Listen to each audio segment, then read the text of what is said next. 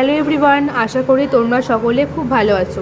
আজকে আমি তোমাদের মাইক্রোসফট অফিস ওয়ার্ডের একটি নতুন পার্ট শেখাবো, যার নাম হচ্ছে ওয়াটারমার্ক।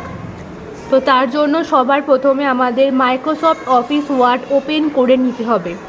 কম্পিউটার স্ক্রিনের বাম দিকের একদম নিচে দেখো লেখা আছে টাইপ হেয়ার টু সার্চ। এখানে আমরা একবার মাউসের লেফট ক্লিক করব। করার পরে দেখো এখানে লেখা আছে ওয়ার্ড, সেই ওয়ার্ডে আমরা ক্লিক করব। ওয়ার্ডে ক্লিক করার পর এরকম একটি পেজ ওপেন হয়ে যাবে। এবার এই পেজের একদম প্রথমেই যেটা সিলেক্ট করা অলরেডি থাকবে, লেখা আছে ব্ল্যাঙ্ক ডকুমেন্ট। এই ব্ল্যাঙ্ক ডকুমেন্টে আমরা ক্লিক করব।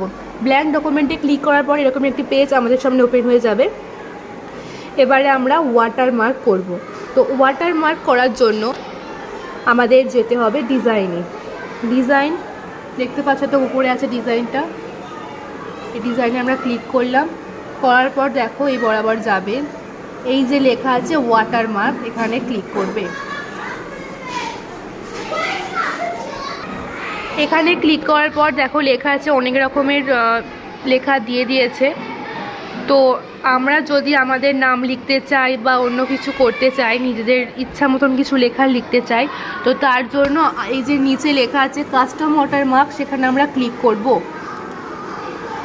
ক্লিক করার পরে এখানে যাব টেক্সট ওয়াটারমার্ক। তারপরে আবার এই যে টেক্সট লেখা আছে ASAP, এখানে আমরা ক্লিক করব। ক্লিক করার পরে এই ASAPটিকে আমরা কাটবো বা মুছবো। তো তার জন্য আমাদের কিবোর্ডের যে ব্যাকস্পেস বাটনটা আছে, তার সাহায্যে আমরা মুছবো। দেখো আমি ক্লিক করলাম, লেখাটা উদা হয়ে গেল। এবার এখানে আমরা নিজের যা ইচ্ছা হবে লেখার জন্য, অবশ্যটা ছোট ওয়ার্ড হতে হবে, বড় ওয়ার্ড বা খুব বেশি 5-6টা অত বড় প্রয়োজন নেই, একদম ছোট লিখতে হবে। তো আমি এখানে লিখছি আমাদের স্কুলের নাম অ্যাঞ্জেলল্যান্ড।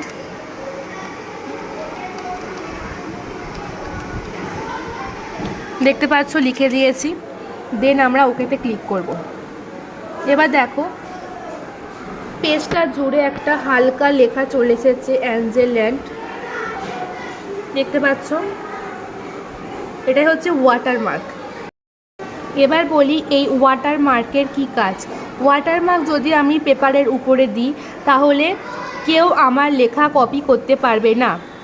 এই যে আমি লিখেছি অ্যাঞ্জেলল্যান্ড, এবার আমি এর উপর দিয়ে টাইপ করতে পারবো, যা খুশি আমার ইচ্ছা মতন আমি টাইপ করতে পারবো।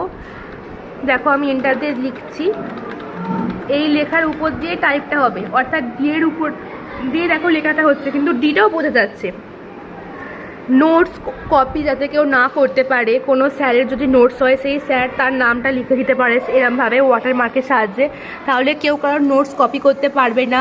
বা কোনো স্কুলের ধরো কোনো কিছু প্রশ্ন, এই মাঝ বরাবর যদি আমি স্কুলের নামটা লিখে দিই, সেটা সেই স্কুলেরই যে প্রশ্ন সেটা খুব ভালোভাবে বোঝা যায়। তো এই সমস্ত কাজের জন্য ওয়াটারমার্ক ব্যবহার করা হয়। আশা করি তোমরা খুব ভালোভাবে এইটুকু বিষয় বুঝতে পেরেছো। তো এবার আমরা এটা ক্লোজ করব। ক্লোজ করার জন্য কম্পিউটার স্ক্রিনের ডান দিকে ওপরে দেখো লেখা আছে কাটা চিহ্ন, এই কাটা চিহ্নের নাম হচ্ছে ক্লোজ। ক্লিক করলাম। ক্লিক করার পর দেখো মাঝখানে লেখা এসে গেছে সেভ, ডোন্ট সেভ, ক্যান্সেল। তো আমি যদি সেভ করতে চাই সেক্ষেত্রে সেভ, যদি সেভ করতে না চাই সেই ক্ষেত্রে হবে ডোন্ট সেভ। তো এই ক্ষেত্রে আমাদের সেভ করার কোনো প্রয়োজনীয়তা নেই। তো আমি এখানে ডোন্ট সেভে ক্লিক করলাম। দেখো ক্লোজ হয়ে গেছে। আশা করি তোমরা খুব ভালোভাবে বুঝতে পেরেছো। যদি কেউ বুঝতে না পেরে থাকো নেক্সট ক্লাসে আমাকে জানিও, আমি তোমাদের ভালোভাবে বুঝিয়ে দেবো। সকলে খুব ভালো থাকবে। Good bye.